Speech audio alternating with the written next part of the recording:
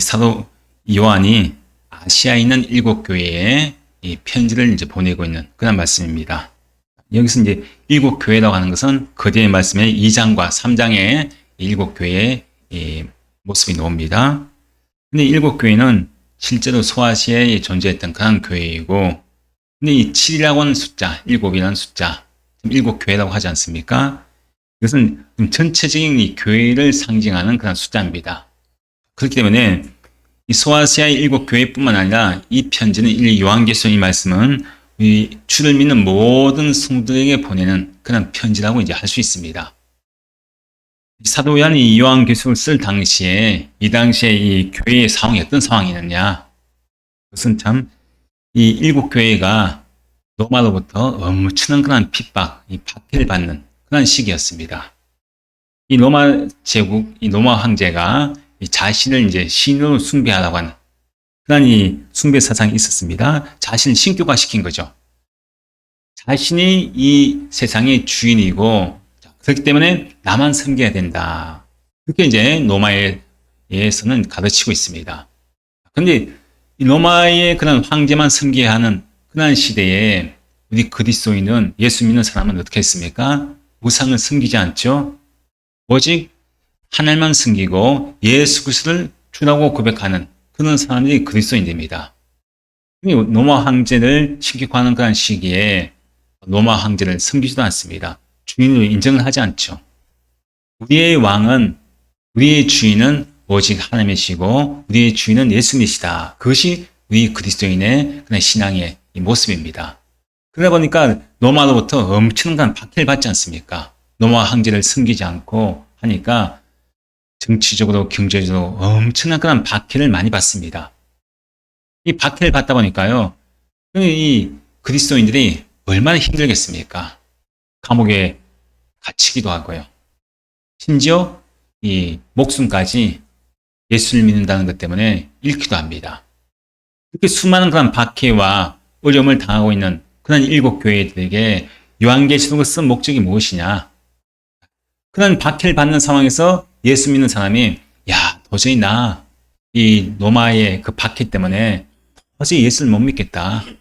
예수 믿다가는 내가 감옥에 잡혀가기도 하고 또 경제적으로 불이익을 당하기도 하고 심지어 내가 내 목숨까지도 내가 빼앗길 수 있는 그런 상황이 되다 보니까요. 그 박해를 이기지 못하고 나 예수 안 믿을래 하고 이 믿음을 떠나는 그런 이 교인들도 생겨납니다. 이런 상황에서 지금 요한계시록을 쓴 사도 요한이 이 편지를 쓴 이유가 그것입니다. 박해 가운데 예수를 믿지 않는다고 떠나는, 믿음에서 떠나는 그런 이 환경 속에 있는 교회들에게 고난이 있다고 할지라도, 박해가 있다고 할지라도 너희들 절대로 믿음을 배신하지 말라. 믿음을 떠나지 말라는 거죠. 끝까지 예수 그리스도를 믿고 끝까지 견디면은 결국은 구원받는다. 예수님께서 반드시 이 땅에 다시 오셔서 너희들의 그 모든 고통에서, 고난에서, 박해에서 너희들 구원해 주실 것이다. 그런 희망과 소망을 주기 위한 말씀이 바로 요한계시록의 이 말씀입니다. 지금 이 사도 요한이 지금 이 요한계시록을 쓸 당시는 어디 있었느냐? patmos이라고 하는 곳에 외딴 섬에 유배를 가 있습니다. 섬에 유배를 가 있는 상태예요. 왜 유배를 가 있느냐? 바로 그 뒤에 1장 9절 말씀은요, 하나님의 말씀과 예수를 증거했다는 이유 때문에, 즉 예수를 복음을 전했다는 이유 때문에 지금 먼 외딴 섬에 유배를 가 있습니다. 그 섬에서 엄청난 그런 이 고생을 하고 있어요. 지금 사도 요한 입장에도 엄청난 그런 고난을 당하고 박해를 받고 있는 상황 아닙니까? 또 소아시아에 있는 7교회 교인들도 박해를 당하고 있고, 또 심지어 사도 요한도 지금 이 외딴 섬에 유배를 당하고 고난받고 있는 그런 상황입니다. 그런 상황에서 지금 이 소망의 편지를 지금 쓰고 있는 것입니다. 그래서 이 편지를 쓰면서 이 7교회에게 은혜와 평강을 먼저 이야기하죠. 은혜와 평강. 우리가 수많은 어려움과 고통을 당하고 있는 사람들에게 가장 큰 것이 무엇이겠습니까? 평안이죠, 평안. 너무나 두려운 마음이 듭니다. 내가 예수 믿다가 내가 혹시나 잡혀가진 않을까? 내가 예수 믿는 것 때문에 죽임을 당하진 않을까? 예수님 언제 오실까? 예수님의 재림에 대해서 간절한 그런 소망을 가지고 있는 사람들이 그 박해론에서 엄청난 그런 불안함과 두려움을 가지고 있습니다. 이런 상황에서 사도 요한이 은혜와 평강을 이야기합니다. 그래서 이 5절 말씀에 그 말씀하지 않습니까? 5절 말씀 함께 읽겠습니다. 또 충성된 정인으로 죽은 자들 가운데서 먼저 나시고 땅의 임금들의 머리가 되신 예수 그리스도 말미암아 은혜와 평강이 너희에게 있기를 원하노라. 자, 여기서 이제 예수 그리스도 말미암아 은혜와 평강이 있기를 원하노라 그 말씀하죠. 이 박해론에서 너무나 두려운 가운데 있습니다. 불안한 가운데 있어요. 또 예수님이 언제 재림하실지 의심이 들기도 하고 이것이 많은 박해론에서 고난받고 있는 상황입니다.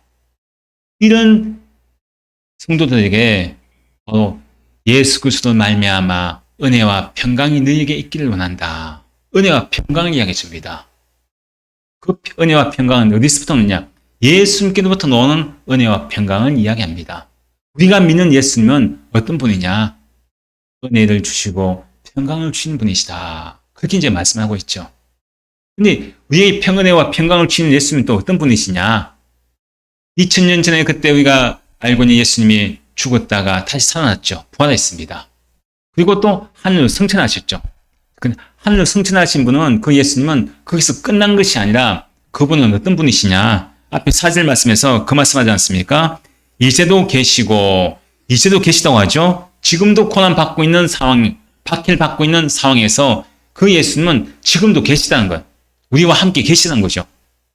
지금도 계시고 또 뭐라고 합니까? 전에도 계셨고 이전부터도 예수님은 계속 계신 분이다. 과거에도 계셨던 분이고 그리고 또 뭐라고 합니까? 장차 오실 이와 다시 오실 그 예수님 미래에도 계실 분이라는 거죠. 그런데 과거, 현재, 미래에도 이 예수는 항상 우리와 함께 계시는 분이시다. 즉 임마누엘의 주님이시다. 그것을 말씀합니다. 우리가 지금 고난받고 로마 정부로부터 박해받고 있는 엄청난 핍박받고 있는 그런 상황이라고 할지라도 그 예수님은 지금 우리에게도 안 계신 분이 아니다. 지금도 여전히 계시다는 거예요. 항상 계신 분이시다는 거죠. 그건 우리와 함께 하시는 박해 가운데 우리와 항상 임마누엘과 함께 계시는 그 주님이 우리에게 뭘 주시느냐? 은혜와 평강을 주신다. 그렇게 이제 말씀합니다. 그 박해받고 있는 성도들에게는 엄청난 그런 큰 위안이 됩니다. 엄청난 힘이 되는 거죠. 또 소망이 되는 말씀입니다. 자, 그러고 나서 5절 말씀에도 그 예수님이 또 어떤 분이시냐? 그러면 우리에게 은혜와 평강을 주신 주님이신데 그 예수님이 충성된 정인이라고 하죠. 충성된 정인. 그리고 그 예수님은 죽은 자들 가운데서 먼저 나신 분이다. 그리고 또 그 예수님은 땅의 임금들의 머리가 되신 분이다. 그렇게 말씀합니다. 우리의 은혜와 평강을 주시는 그 예수님은 제일 먼저 충성된 정인이다. 그렇게 이제 말씀합니다. 자, 그 충성된 정인이라는 것은 뭘 이야기하느냐? 예수님이 충성된 정인이라는 것은 예수님께서 이 땅에 오셔서 자기 자신의 생명을 내어주면서까지 우리의 모든 죄를 다 대속하셨죠. 그것이 하나님의 뜻입니다. 하나님 말씀에 순종하는 거죠. 그래서 충성된 정인에서 정인이라는 뜻이 바로 그것은 희생자, 순교자라는 뜻입니다. 순교자. 즉 예수님께서 자기 자신을 희생하신 거죠. 무엇 때문에? 우리의 죄 때문에.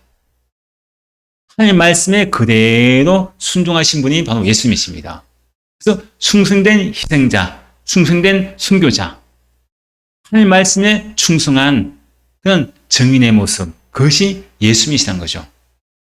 자, 그리고 또 그들이 뭐라고 합니까? 충성된 정인으로 또 죽은 자들 가운데 먼저 나시고 죽은 자들 가운데에서 먼저 나셨다. 자, 죽은 사람 중에 한 사람도 부활한 사람이 없습니다. 다시 살아난 사람이 한 사람도 없죠. 이 지구상에. 설령 살아났다고 할지라도 결국 죽었습니다. 근데 예수님만이 죽었다가 3일 만에 부활하셔서 영원히 죽지 않는 썩지 않을 몸, 병들지 않는 몸, 영생하는 몸으로 이 땅에 다시 부활하셨습니다. 그 죽은 자들 가운데서 먼저 나시고 즉 죽은 자들의 첫 열매가 되셨다. 우리가 지난주에 말씀을 통해서 배우지 않았습니까? 예수님은 부활의 첫 열매가 되신 분입니다. 그리고 또 땅의 임금들의 머리가 되셨다 하지 않습니까? 사망의 권세를 이기신 무덤에서 부활하신 그 예수님. 그 누구도 죄의 문제를 해결할 수 없고 죄의 능력을 이길 수 없는 그런 상황에서 예수님께서는 모든 죄를 다 해결해 주셨습니다. 죄의 능력을 이기셨죠. 또 죽음을 이길 수 있는 사람이 한 사람도 없는데 사망 권세를 이기신 분이 바로 예수님이십니다. 그래서 예수님은 어떤 분이시냐? 땅의 인권들의 머리가 되신다고 했죠. 사망 권세 이기시고 부활하신 그 예수님은요. 땅에 있는 자들이나 땅 아래에 있는 자들이나 하늘에 있는 자들이나 다 사망 권세에 계신 부활하신 예수님 앞에 다 무릎을 꿇게 되어 있습니다. 그것이 설령 로마 황제라고 할지라도 그 모든 사람들이 다 로마 황제에게 무릎을 꿇는다고 할지라도 로마 황제마저도 사망 권세에 계신 부활하신 예수님 앞에는 무릎을 꿇을 수밖에 없죠. 자기도 누가 사망을 이깁니까? 누가 죄의 문제를 해결할 수 있습니까? 로마 황제라고 할지라도 그것을 해결할 수 있는 능력이 없습니다. 그래서 땅에 있는 자들과 땅 아래에 있는 자들, 하늘에 있는 자들, 모든 자들이 다 예수의 이름에 무릎을 꿇게 되어 있다는 것입니다. 그 땅의 임금들의 머리가 되신다. 그렇게 말씀합니다. 그래서 예수님은 충성된 증인이시고 죽은 자들 가운데 가장 먼저 나신 첫 열매가 되신 분이시고 또 이 땅에 또 이 세상 모든 임금들의 머리가 되시는 임금이 되시는 그런 분이 바로 예수님이시다. 그렇게 이제 고난받고 박해받는 성도들에게 우리가 믿는 예수님이 누구신가? 그것에 대해서 분명히 다시 한 번 더 상기시켜주고 있습니다. 이렇게 이제 이런 예수님께 지금 사도 요한이 영광을 돌리죠. 하나님께 영광을 돌립니다. 어떻게 영광 돌리냐? 1장 5절 하반절에서 6절 말씀에 보면 이렇게 말씀하죠. 함께 읽습니다. 우리를 사랑하사 그의 피로 우리 죄에서 우리를 해방하시고 그의 아버지 하나님을 위하여 우리를 나라와 제사장으로 삼으신 그에게 영광과 능력이 세세토록 있기를 원하노라. 아멘. 여기서 이 하나님께 영광을 돌리는데요. 우리가 하나님의 사랑이 가장 구체적으로 나타나는 사건이 어떤 사건이겠습니까? 하나님께서 우리를 사랑하신다는 하는 그 사건. 가장 구체적으로 나타나는 사건은요. 십자가의 사건 아닙니까? 예수님이 십자가에 죽으신 그 사건이 하나님께서 우리를 사랑하신다는 직접적으로 구체적으로 확증한 사건이 바로 십자가의 사건입니다. 예수님이 친히 십자가에 죽으셨죠. 십자가에 매달려 죽으신 것입니다. 그 십자가의 죽으심을 통해서 우리의 모든 죄가 어떻게 되었습니까? 다 사함받았습니다. 그래서 우리는 죄에서 해방된 자가 되었죠. 우리는 구원받았습니다. 죄에서 구원받았을 뿐만 아니라 우리는 하나님의 백성이 되었죠. 하나님 나라의 백성. 신분이 바뀐 거예요. 죄의 종에서 하나님의 자녀가 되고 하나님의 백성이 되는 완전히 신분이 바뀐, 신분이 변화된 그런 사람이 우리 자신이라는 것입니다. 그래서 우리가 하나님 나라에 들어갈 수 있는 자격을 가지게 되었고 또 하나님 나라에서 우리가 어떤 사람이 되냐? 제사장이 되었다는 거예요. 제사장. 자, 옛날에는 구약에서는 어떻습니까? 구약에서 일반 백성들은 함께 마음껏 나아가지 못했죠. 자기를 지은 죄를 가지고 제사장 앞에 가지고 나오지 않습니까? 그래서 제사장이 대신 하나님께 나아가서 제사를 드려줍니다. 아무나 하나님께 나아가지 못했죠. 근데 예수님께서 십자가에 대신 죽으심을 아마 우리 모두가 어떻게 되었습니까? 이제는 그 성전 휘장이, 성막 휘장이 찢어졌죠. 가로막혔던 담이 사라졌습니다. 그래서 예수님 믿는 모든 사람은 어떻게 됩니까? 다 누구든지 예수 그리스도의 피로 말미암아 하나님께 담대하게 나아갈 수 있는 자격을 얻게 됩니다. 누구든지 하나님 앞에 다 나아갈 수 있는 것이죠. 그래서 모든 사람이 다 제사장이 될 수 있는 자격이 주어진다는 것입니다. 그런데 지금 우리가 마음껏 하나님 앞에 나와서 예배하지 않습니까? 무엇 때문에? 예수 그리스도의 십자가의 보혈로 말미암아 우리 모든 죄가 다 씻음받았기 때문에 이제는 우리가 더 이상 죄인이 아니라 예수님을 통해서 의인 되었기 때문에 거룩하신 하나님 앞에 담대하게 나가서 하나님을 우리가 예배하고 찬양하고 영광을 돌릴 수 있는 은혜의 자리에 거할 수 있게 되었다. 그것은 이제 우리에게 말씀하고 있습니다. 그것을 지금 찬양하고 있는 거예요. 그 영광을 지금 찬양하고 있습니다. 그래서 지금 박해받고 있는 그 성도들에게 우리가 어떤 삶이 되었느냐, 누구 때문에 우리가 이렇게 죄에서 구원받고 해방되어서 하나님 나라에 들어갈 수 있는 자격이 되었고 하나님 백성이 되었고 우리가 제사장이 될 수 있어서 이렇게 마음껏 하나님 앞에 예배할 수 있게 되었느냐, 그것은 바로 하나님의 은혜 때문이다. 오직 하나님의 은혜라는 거죠. 그것을 지금 찬양하고 있습니다. 그것을 하나님께 영광을 돌리고 있습니다. 우리가 이 말씀을 가지고 지금 나 자신도 하나님 앞에 우리가 내 이름을 넣어서 하나님께 한번 영광을 한번 돌려보시기 바랍니다. 아까 그 말씀 있죠? 5절 하반절 말씀에서 6절 말씀. 자, 우리를 대신에, 우리라고 하는 그 단어 대신에 내 이름을 넣어가지고 만약에 이 말씀 하면은 우리를 사랑하사, 덕분을 사랑하사, 또 덕분을 해방하시고 그의 아버지가 하나님을 위하여 덕분을 나라와 재상으로 삼으신 그에게 영광과 능력이 세세토록 있기를 원하노라. 이렇게 자기 이름을 넣어서요. 우리 대신에 자기 이름을 넣어서 한번 이 말씀을 통해서 하나님께 우리가 영광을 한번 돌려보도록 하겠습니다. 자, 다 같이 자기 이름을 넣어서 이 말씀 함께 읽습니다. 덕분을 사랑하사 그의 피로 덕분의 죄에서 우리를 해방하시고 그의 아버지 하나님을 위하여 덕분이를 나라와 재상으로 삼으신 그에게 영광과 능력이 세세토록 있기를 원하노라. 아멘. 자, 다시 한번 자기 이름을 넣어서 다시 한번 해보겠습니다. 덕분이를 사랑하사 그의 피로 덕분의 죄에서 덕분을 해방하시고 그의 아버지 하나님을 위하여 덕분이를 나라와 재상으로 삼으신 그에게 영광과 능력이 세세토록 있기를 원하노라. 아멘. 나를 사랑하사, 나를 사랑하사. 예수님의 그의 피로 하죠. 예수님의 피로 나를 죄에서 나를 해방하시고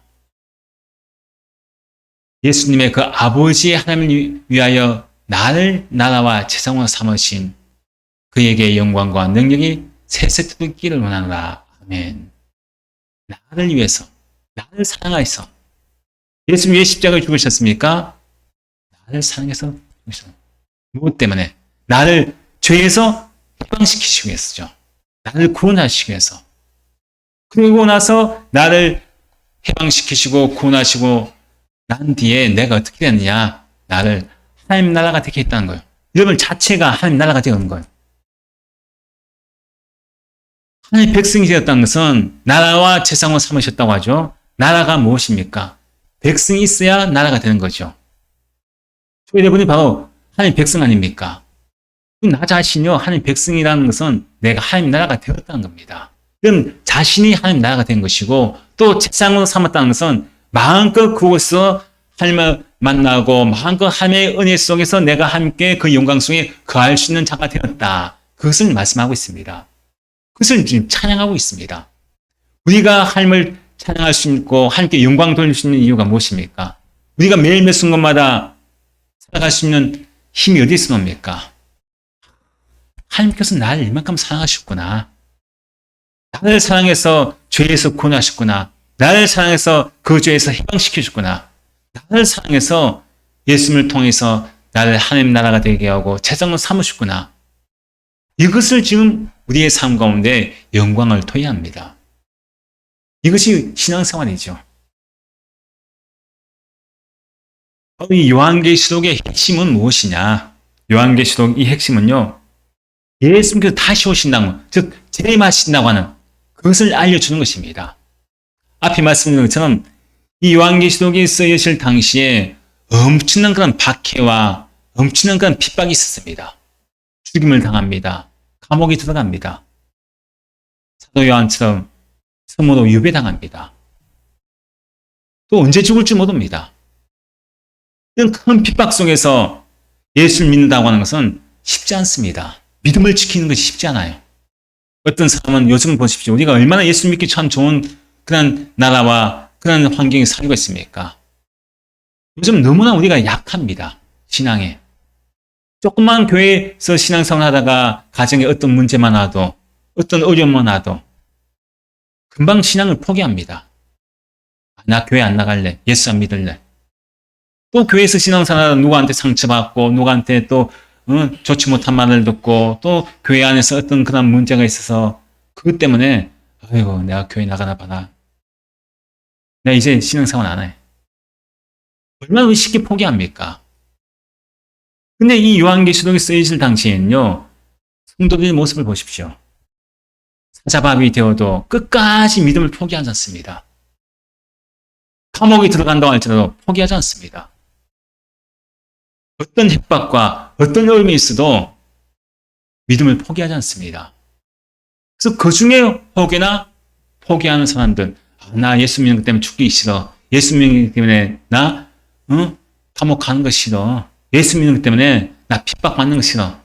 그 중에서 교인들 중에 예수 믿는 것에 떠나는 그런 사람들에게 용기와 소망을 주기 위해서 그 믿음 포기하지 말아라. 그 믿음 절대 변치 말아라. 예수는 버리지 말아라. 왜냐?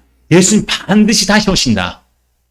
다시 오실 때, 다시 오시게 되면은 네가 믿음을 떠나는 결과가 어떠한 것인지, 또 믿음을 지킨 결과가 어떠한 것인지, 그것을 분명하게 말씀하는 말씀이 바로 요한계시록 말씀입니다. 그럼 내 신앙을 한번 살펴보시기 바랍니다. 과연 나는 내 신앙이, 내 믿음이 작은 것 하나 가지고 작은 바람 하나에도 흔들리는 그 모습은 아닙니까? 근데 이 당시에 성도들은요, 자기 생명을 내어주기까지도 흔들리잖아요. 그러니 작은 것 하나에도 내 믿음이 흔들리지 않습니까? 가정에 조금만 어려움이라도 믿음이 흔들리고, 뭔가 누군가의 말 한마디 때문에 내 믿음이 흔들리는. 우리 이런 믿음이 얼마나 참 부끄러운 믿음입니까? 이 요한계시록의 이 핵심은 예수님이 다시 오신다는 말씀이라고 했습니다. 재림하신다는 거죠. 죽음을 이기시고 부활하신 예수님이 승천하셨습니다. 내가 반드시 다시 오시겠다고 약속을 하셨죠. 그 예수님을 지금 기다리고 있는 거예요. 그 고난받고 박해받는 그 성도들이 가장 기다리는 것은 무엇이겠습니까? 예수님, 우리가 지금 박해받고 있습니다. 예수 믿는 것 때문에 고난받고 있습니다. 그런데 예수님 빨리 오십시오. 빨리 오셔서 우리를 구원해 주십시오. 그것이 박해받고 있는 고난 중에 있는 성도들이 가장 기다리는 것이 예수님의 재림이라는 것입니다. 학수고대하고 있죠. 그 7절 말씀이 뭐라고 합니까? 사도 요한이 그 고난 속에 박해받고 있는 성도들에게 용기와 소망의 말씀을 하고 있습니다. 함께 읽겠습니다. 볼지어다 그가 구름을 타고 오시리라. 각 사람의 눈이 그를 보겠고 그를 찌르는 자들도 볼 것이요 땅에 있는 모든 속속이 그로 말미암아 예국하리니 그러하리라. 아멘. 뭐라고 하면 볼지어다. 뭘 본다는 겁니까? 그가 구름을 타고 오시리라. 누가 구름을 타고 오신다고 합니까? 예수님이 구름을 타고 재림하신다는 거예요. 다시 오신다는 거죠. 부활하셔서 하늘로 승천하신 예수님이 다시 구름을 타고 이 땅에 다시 오신다는 겁니다. 그 재림하신 예수님을 누가 보느냐? 누가 봅니까? 각 사람의 눈이 모든 이 세상의 모든 사람들이요. 이 지구상에 있는 모든 사람들이 다 예수님을 본다는 겁니다. 저 지구 반대편에 있는 아프리카에 있는 사람도 예수님께서 오시는 걸 본다는 거예요. 누구나 할 것 없이 예수님이 재림하실 때는요. 다 누구나 빠짐없이 다 예수님을 본다는 겁니다. 그 사람이 예수님을 잘 믿던 사람이든지 아니면 예수님을 박해하고 예수님을 믿지 않는 사람이든지 그 누구나 관계없이 다 예수님의 재림은 다 눈으로 본다. 그렇게 이제 말씀합니다. 근데 이제 뭘 타고 오신다고 합니까? 예수님께서 오실 때 구름을 타고 오신다고 합니다. 우리가 어쩌면 사람들이 웃을 수 있어요. 아니 무슨 손오공도 아니고 만화에 보면은 만화 손오공 보면 손오공 구름을 타고 다니잖아요. 아니 예수님 무슨 구름을 타고 와? 아니 만화 속에 있는 만화 주인공도 아니고 웃을 수도 있습니다. 근데 이 구름을 타고 온다는 것은요. 성경에서 우리가 구름이라고 하는 것은 곳곳에서 이제 구름이 무엇인가 말씀하고 있는데요. 이 장차에 예수님이 재림하신다는 이 재림의 이 구름을 타고 오신다는 건 다니엘서의 말씀에도 나와 있습니다. 다니엘 7장 10절 말씀에 이렇게 말씀합니다. 내가 또 밤 환상 중에 보니 인자 같은 이가 하늘 구름을 타고 와서 다니엘서 말씀에도 인자 같은 이가 하늘 구름을 타고 오신다. 그렇게 다니엘서에서 미리 예언을 하고 있어요. 즉 예수님께서 구름을 타고 오신다는 이 말씀을 예언하고 있죠. 이미 구약에서부터. 그리고 마태복음 24장 37 말씀에도 예수님께서 직접 말씀하십니다. 그들이 인자가 구름을 타고 능력과 큰 영광으로 오는 것을 볼 것이다. 그렇게 말씀합니다. 예수님이 직접 말씀하신 거예요. 그리고 마태복음 26장 64절 말씀에도 하늘 구름을 타고 오는 것을 너희가 보리라. 하늘 구름을 타고 온다는 것을 너희가 볼 것이다. 그게 또 말씀하시죠. 근데 분명하게 예수님께서는 구름을 타고 오신다고 말씀합니다. 그냥 오시는 것이 아니라 구름을 타고 오신다. 그렇게 말씀하셨는데, 근데 이 말씀을 가지고, 구름을 타고 온다는 이 말씀을 가지고, 이단들 있죠, 이단들. 이단들은 이 구름을 비유로 하고 생각합니다. 비유. 뭐라고 하느냐? 구름을 영이라고 합니다. 영. 영이란 거예요. 눈에 안 보이는 영이 있죠, 영. 영이라고 생각합니다. 영이라고 생각해서, 구름을 영이라고 해석해서, 예수님께서 영으로 오신다는 거예요, 영으로. 영으로 이 세상에 오신다는 겁니다. 눈에 안 보이는 영으로. 근데 예수님이 이미 오셨다고 합니다. 재림하셨다는 거예요. 뭘로? 영으로. 예수는 구름을 타고 오신다고 했잖아요. 근데 이단들은 예수님은 이 눈에 보이는 구름이 아니라 영으로 오셔, 영. 구름은 영이야, 영. 영으로 오시기 때문에, 근데 거의 영이신 예수님이 이미 재림했어. 구름을 타고 재림했다는 거예요. 영으로 재림했다는 겁니다. 그 구름을 타고 영이신 예수님이 이미 이 땅에 재림했는데, 그 재림한 그 예수님이 영이 누군가에게 임했다는 거예요. 그게 자기를 교주죠, 교주. 예수님이 이미 이 땅에 재림하셨다. 재림하셔서 영으로 재림하시는데, 그 영으로 재림하신 분이 바로 우리 교주다. 재림주라는 거, 재림주. 이단들은 이미 예수님이 재림했다고 이야기합니다. 우리는 안 그렇죠. 아직 예수님이 재림 안 하지 않았습니까? 근데 이단들은요, 이미 예수님이 재림했다고 이야기합니다. 영으로. 그 영이, 구름이 어디에 되나 자기 재림주에게 임했다는 거예요. 그 재림주, 예수가 지금 있는 거죠. 교주가 재림주입니다. 이미 재림했다는 겁니다. 그러면 우리가 지난주에 말씀 본 것처럼 새하늘과 새 땅, 예수님께서 이 땅에 오시면은 우리 모두가 어떻게 되는 것입니까? 부활한다고 했죠, 부활. 그러면 우리가 새하늘과 새 땅에 들어가서 산다고 하지 않았습니까? 새하늘과 새 땅. 말 그대로 신천지죠, 신천. 신천, 신지. 새하늘과 새 땅. 근데 우리가 살아가야 할 새하늘과 새 땅은 어떤 곳입니까? 지난주에 말씀했죠. 우리가 천국이 하늘나라에 들어간 새하늘과 새 땅은 내가 영원히 산다고 했습니까? 살지 않는다고 했습니까? 영원히 죽지 않고 사는 것이 새하늘과 새 땅이라고 했죠.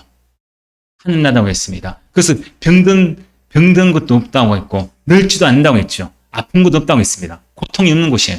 눈물도 없는 곳입니다. 아픔도 없는 곳이에요. 만약에 이단들의 그 주장처럼 자기 교주에게 예수님의 영, 즉 구름이라고 하는 그 영이 자기 교주에게 임했습니다. 재림 준 거예요. 그 보혜사입니다. 그러면 그 보혜사, 그러면 이 세상이 어떻게 되었습니까? 이미 예수님이 재림했다고 하니까. 그럼 새하늘과 새 땅이 된 거죠, 이 세상은.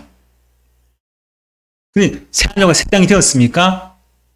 이미 예수님이 재림했다고 하는데, 세상은 아직까지도 악한 게 있죠. 아니, 무슨 새하늘과 새 땅에 악이 있고, 또 죽는 삶이 있고, 고통이 있고, 전쟁이 있습니까? 새하늘과 새 땅이 이 땅에 이루어졌다고 한다면, 이미 재림주가 예수님이 이 땅에 오셨다고 한다면, 그리고 또 예수님께서 재림하실 때요, 천사들의 그 나팔소리를 통해서 큰 호령을 통해서 이 땅에 오십니다. 그런데 데살로니가전서 4장 16절 17절 말씀에 뭐라고 합니까? 함께 하겠습니다. 주께서 호령과 추상의 소리와 하며 나팔 소리로 친히 하늘로부터 강림하시느니. 자, 여기서 예수님께서 이 세상에 다시 재림하십니다. 재림하시게 되면, 강림하시게 되면은 어떻게 됩니까? 그리스도 안에서 뭐라고 합니까? 죽은 자들이 먼저 일어나고, 자, 죽은 자들, 그러면 이미 죽은 자들이 일어난다고 하죠. 부활한다고 합니다. 자, 만약에 이단들 재림주가 있어요. 재림주가 있습니다. 이미 예수님이 임했다고, 자기한테 예수님의 영이, 구름이 임했다고 합니다. 그러면 이 세상은 새하늘과 새 땅이 이루어졌죠. 자기들 말대로, 교리대로 이야기하면은. 말고도 새하늘과 새 땅, 신천 신제가 이루어집니다. 이루어졌어요. 그러면 이 땅에서 그 사람들은 그는 죽어야 됩니까? 안 죽어야 됩니까? 새하늘과 새 땅에서는 안 죽어야 되죠. 이 땅이 이미 천국이 이루어졌다고 믿고 있기 때문에 자기 책임질을 통해서 이 땅에 이미 천국이 이루어졌다고 믿고 있기 때문에 그 사람들은 안 죽어야 돼요. 이 생을 살면서. 그렇다면 우리가 천국에 들어가면 안 죽잖아요. 영생한다고 했죠. 늙지도 않고 아프지도 않고. 근데 재림주가 임했다고 하면은 재림주에게 하나님의 영이 임했다고 하면은 재림주죠. 그러면 예수님께서 이 땅에 오실 재림하셨다고 하는 그 재림주가 이 땅에 임하는 그들이 믿는 이 교주가 강림했습니다. 그러면 뭐라고 합니까? 그리스도 안에서 뭐라고 해요? 죽은 자들이 먼저 일어나고 자기 재림주에게 예수님의 영이 임했다고 하면 그 자기를 믿는 그 성도들이 어떻게 됩니까? 부활해야 되죠. 자기들이 믿는 그 재림주가 있으면은 부활해야 됩니다. 죽은 사람이 일어나는 경우가 있습니까? 이단들에게? 아니, 재림주가 이 땅에 임했는데, 그러면 그 재림주를 통해서 죽은 자들이 일어나야 되잖아요. 부활한 사람 한 사람도 없죠. 그리고 또 재림주가 임했습니다. 재림주가 이미 예수님이 임했어요. 자기 안에 예수님의 영이 있습니다. 그럼 재림주를 믿는 사람들 늙어야 됩니까? 아니면 또 죽어야 됩니까? 병들어야 됩니까? 아파야 됩니까? 고통이 있어야 됩니까? 없어야 되죠. 아니, 재림주가 이미 임했는데 그 재림주를 믿고 있다고 한다면 그 사람들은 안 죽어야 되죠. 안 죽어야 됩니다. 평생 또 늙지도 않아야 돼요. 병도 안 들어야 되죠. 아프지도 않아야 됩니다. 슬프지도 않아야 돼요. 그것이 천국 아닙니까? 새하늘과 새 땅이 이루어지는 그런 세상 아닙니까? 근데 그 재림주를 믿는 성도는요, 하나씩 죽어나갑니다. 죽잖아요. 이단들에 속해 있는 사람들 안 죽는 거 봤어요? 이단의 재림주를 믿는 사람 다 죽습니다. 죽어요. 병도 들죠. 병도 듭니다. 자, 그러면 또 재림주로 하는 그 교주도 늙어갑니까? 안 늙어갑니까? 아니, 이미 이 땅에 새하늘과 새 땅이 되는 천국인데, 아니, 천국에 살면서 왜 늙어갑니까? 또 왜 병들어가 또 병원도 갑니까? 재림주 하는 사람이. 좀 사기꾼이죠. 예수님께서 이 땅에 아직 안 오신 거예요. 재림 안 하신 겁니다. 이 땅에 재림주로 가는 사람이 얼마나 많이 있습니까? 자기가 재림한 예수라고. 그 영이 자기한테 임했다고. 구름을 타고 온다고 하는 이 구름을 영으로 이야기해서 그 구름이 나에게 임했다. 예수가 그 재림 예수가 구름으로 인해서 나한테 그 재림 예수가 나한테 임해서 내가 재림주다. 그렇게 이야기하죠. 그럼 자기도 안 늙어야 되고 안 아파야 되고 안 죽어야 되는데 그를 믿는 성도들도 병들어 가고 죽어가고 자기도 병들어 가고 죽어가고 있는 말도 안 되는 가짜죠. 근데 그게 많이 넘어갑니다. 우리 공통적인 우리 정통교회에서는 이 구름을 타고 온다는 이 말씀을 어떻게 해석하느냐. 자, 우리가 보면요. 구약에서 이 구름이라는 것은 하나님 임재하심을 이야기합니다. 하나님 임재를 나타내죠. 구름이 있다는 것은 하나님 임재와 영광과 능력을 상징합니다. 그래서 예수님이 재림하실 때는 하나님의 영광 중에 임하신다는 걸 말씀하고 있고 하나님의 큰 능력 가운데서 영광 중에 재림하신다는 것을 우리에게 말씀하고 있는 겁니다. 또 두 번째는 말씀 가운데요. 눈에 보이는 구름을 타고 그대로 또 임재한다는 그런 말씀이에요. 근데 이 말씀에서 우리가 중요한 게 뭡니까? 구름을 타고 오시라. 그가 구름을 타고 오시라. 이 말씀에서 중요한 게 뭘까요? 이단들은 뭘 핵심을 두고 있습니까? 그가 구름을 타고 오신다는 그 말씀에서 뭘 핵심을 둘까요? 그 말씀에서 구름의 핵심을 둬요. 구름의 핵심을 둡니다. 그가 구름을 타고 오신다고 할 때 이 말씀에서는 우리에게 뭘 이야기하는 걸까요? 예수님이 반드시 재림한다는 것을 이야기하는 거죠. 재림의 강조를 두고 있는 건 아닙니까? 재림. 자, 예수님이 구름을 타고 눈에 보이는 구름을 타고 오시든지 아니면 그게 그 구름이 아닌 하나님의 영광 중에 이 땅에 오시든지 중요한 건 뭘까요? 예수님이 재림하신다는 그게 그 사실 아닙니까? 구름이 중요한 게 아니에요, 사실은. 그 이단들은요, 구름을 중요하게 이야기합니다. 구름을 왜? 자, 자기 교주에게 맞추기 위해서, 자기 교주에게 그 예수의 영이, 재림하신 예수의 영이 임했다는 것을 이야기하기 위해서 구름의 강조를 둬요. 근데 그가 구름을 타고 오시리라 할 때, 그건 우리 이 성경 말씀에서는 어디에 중점을 두느냐? 그가, 예수님이 반드시 오신다고 하는, 재림하신다고 하는, 이게 중요한 거죠. 재림하신다는 사실. 구름을 타시든지, 아니면 눈에 보이지 않는 그런 다른 어떤 하나님의 영광 중에 오시든지, 그건 하나님께서 하신 일이고, 중요한 것은 예수님께서 반드시 이 세상에 다시 오신다고 하는, 재림하신다는 그 사실을 우리가 알고 또 믿어야 한다는 것이죠. 근데 누가 보느냐? 예수님 재림하실 때 모든 사람이 다 본다고 이 말씀처럼 각 사람의 눈이 그를 보겠고 그를 찌른 자들을 볼 것이다. 그를 찌른 자들, 예수님을 십자가에서 찌른 자들이죠. 못 박은 자들, 창으로 찌른 자들. 그리고 땅에 있는 모든 족속이 그로 말미암아 예국하리니 그러하리라. 땅에 있는 모든 족속이 예국한다고 말씀합니다. 이 말씀은요, 땅에 있는 족속은 누구냐? 이 세상에 예수를 믿지 않는 사람을 이야기합니다. 예수를 믿지 않고 불신한 사람들. 그런 사람들이죠. 그런 사람이 뭘 한다고 합니까? 예국한다. 통곡한다는 거예요. 왜 통곡하겠습니까? 다시 오시는 재림하신 예수는요, 어떤 예수님 오시냐? 심판주로 오시는 거예요. 심판하시는 예수님. 그냥 오시는 것만 아니라 그 예수님이 어떤 분으로 오시느냐? 이 세상에 있는 사람들 심판하시기 위해서 오시는 재림주라고 말씀합니다. 심판하시는 예수님이기 때문에 예수님을 찌르는 자나 또 예수님 믿지 않는 자들이 예수님께 정말 성천하시고 부활하신 예수님이 이 세상에 딱 오실 때 심판주로 예수를 볼 것 아닙니까? 예수 믿는 사람이나 안 믿는 사람 다 예수를 볼 것인데 예수를 믿지 않는 자들은요, 예수님을 보고 재림하신 예수님을 보고 두려워합니다. 왜 두려울까요? 그 예수님이 자기를 심판하시기 때문이죠. 똑같이 예수님이 온다고 할지라도 예수 믿지 않는 사람은 심판주로 보입니다. 우리가 그렇잖아요. 우리가 어릴 때, 예를 초등학교 때나 그때 뭐 중학교 때도 숙제를 냈잖아요. 선생님이 숙제를 냅니다. 숙제를 다 해간 아이들은 아침에 숙제 검사할 때 마음이 편할까요? 안 편할까요? 편하죠. 난 숙제 다 했기 때문에 선생님은 숙제 검사하고 안 하고 안 해도 좋고 해도 좋습니다. 마음이 편해요. 근데 숙제를 안 한 아이들 있잖아요. 그 아이들은 아침 학교 갈 때 선생님이 딱 들어왔습니다. 숙제 검사 안 해야 될 텐데 오늘 그냥 넘어가면 좋을 텐데 불안하죠. 선생님이 딱 들어와가지고 야 어제 숙제 있는 거 펴봐라. 딱 검사합니다. 자, 똑같이 선생님이 들어왔는데도 숙제를 했는 아이들은 마음이 편하죠. 즐거운 거예요. 그래도 그 숙제를 안 한 아이들은 어떻습니까? 두렵죠. 나 숙제 안 했는데 마찬가지입니다.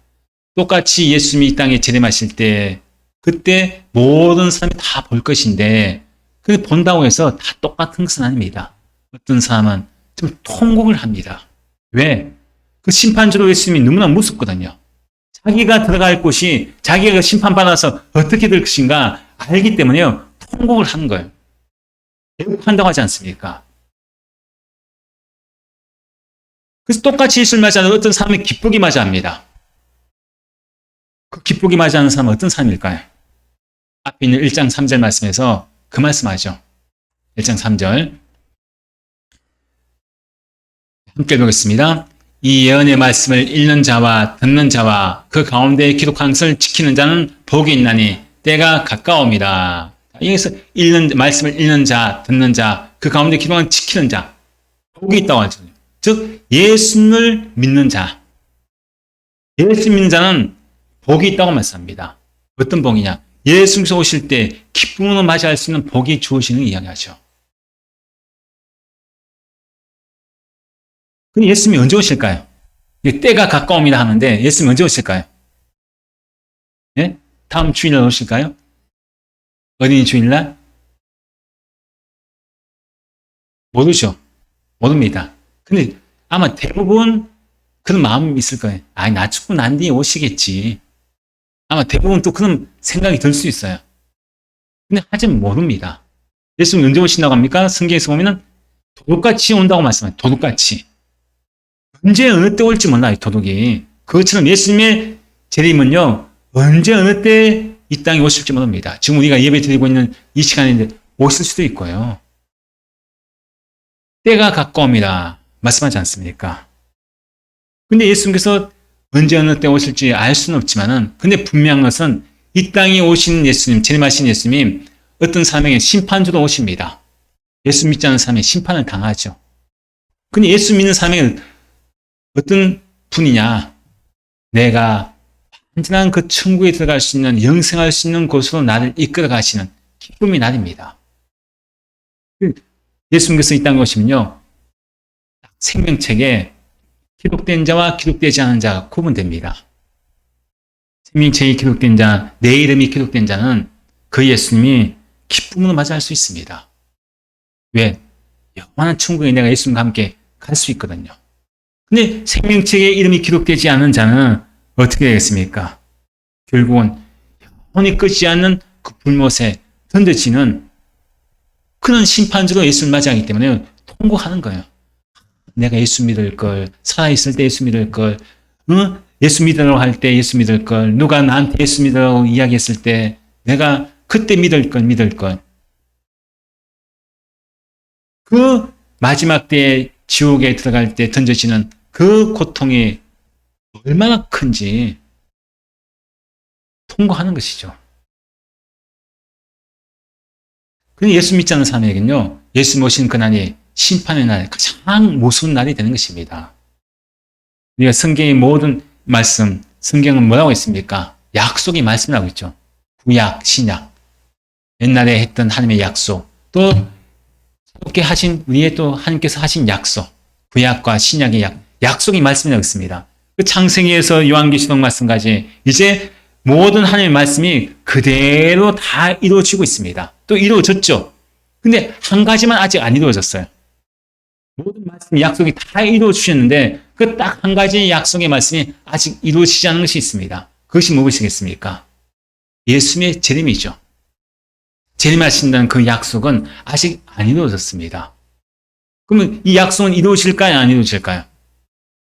이루어지겠죠. 당연히. 왜? 그동안 이 모든 약속의 말씀을 다 이루어주신 분이기 때문에, 분명히 성경에서 우리에게 보여주고 있기 때문에, 다시 오신다고 그 약속하신 예수님, 재림하신다고 약속하신 그 예수님의 재림도 반드시 이루어집니다. 예수님께서 내가 진실로 속히 오리라. 그렇게 이제 요한계시록을 마치면서 우리에게 말씀합니다. 내가 속히 오겠다. 여러분들, 예수님의 재림을 얼마나 기다리고 있고 준비하며 살고 있습니까? 언제 어느 때 오시든지 우리는 마라나타 주 예수여 어서 오시옵소서. 내가 속히 온다고 할지라도 항상 예수님을 맞이할 준비가 되어 있어야 됩니다. 깨어 있어야 되는 거죠.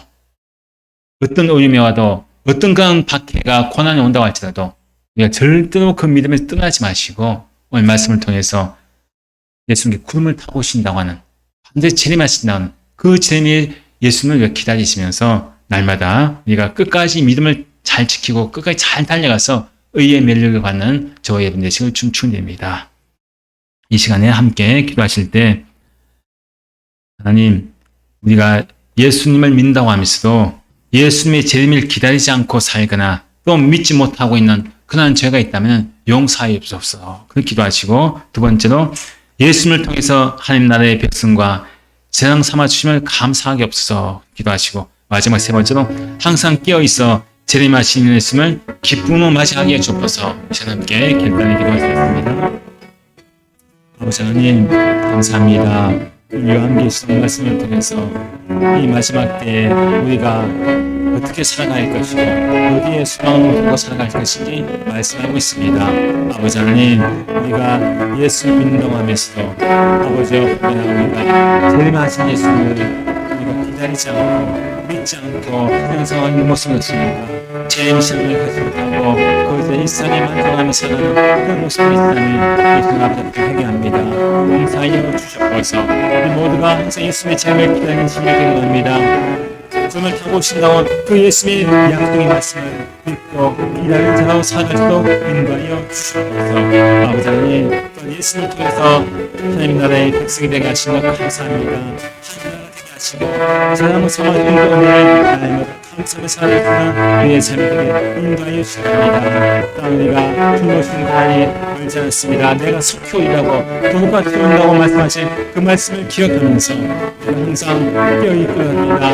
깨어있어 문제 없는 때 예수의 제맛인 것 같은 그 예수님을 마라나타 주 예수여 어서 흡수하고 기쁘게 맞이하시는 이 모든 순례에서 인도하여 주셔서 우리 장시학교의 모든 순례 중목일 때 한시민도 아버지 한반 들어오신 주님을 만나게 하시고 구원의 주 우리 영생의 그런 길로 또 천국을 인도하시는 그 주님을 맞이하시는 모든 순례에서 인도하여 주시옵소서.